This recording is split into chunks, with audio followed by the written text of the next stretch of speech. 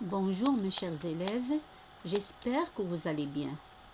Évidemment, on a parlé de l'affleurement des roches et si vous vous rappelez, c'est le fait de l'émergence des roches à la surface de la Terre.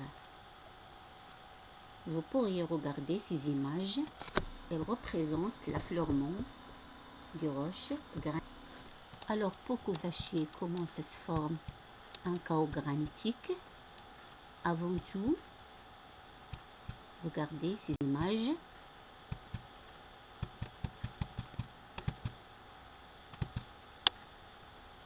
Ce sont des chaos granitiques. Elles prennent cette forme.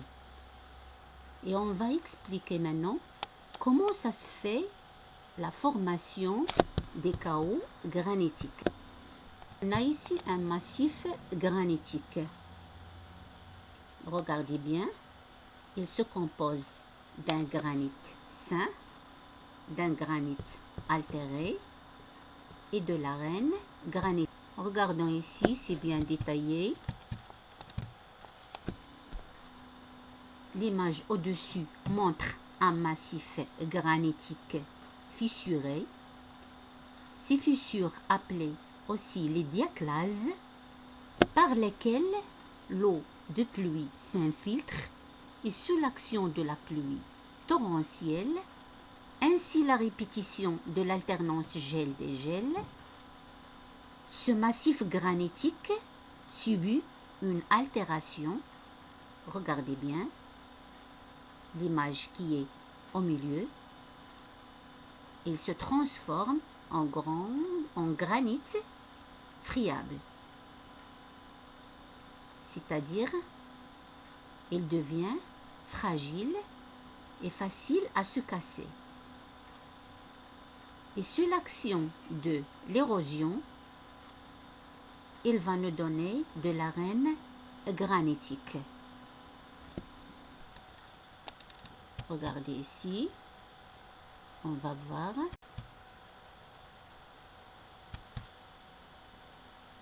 un granit sain, un granit altéré et de l'arène granitique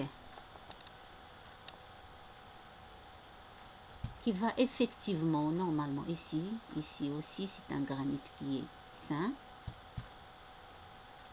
Oui, regardez bien. Un granit qui est altéré, c'est-à-dire il devient fragile, friable et facile à se casser. Ça c'est un granit altéré.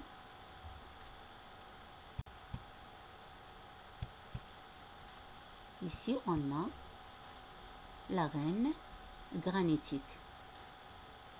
C'est-à-dire le granit, il devient, se forme de grains. Ce sont les futurs sédiments. On va voir ça après. Donc l'arène granitique qui va effectivement se déplacer. Et c'est la répétition de ce mécanisme qui provoque à travers le temps la formation des chaos granitiques. Après une longue observation, vous allez sans doute vous demander quel est le sort, autrement dit, quel est le destin de l'arène granitique. Et c'est ce qu'on va voir dans la prochaine leçon. Merci et au revoir.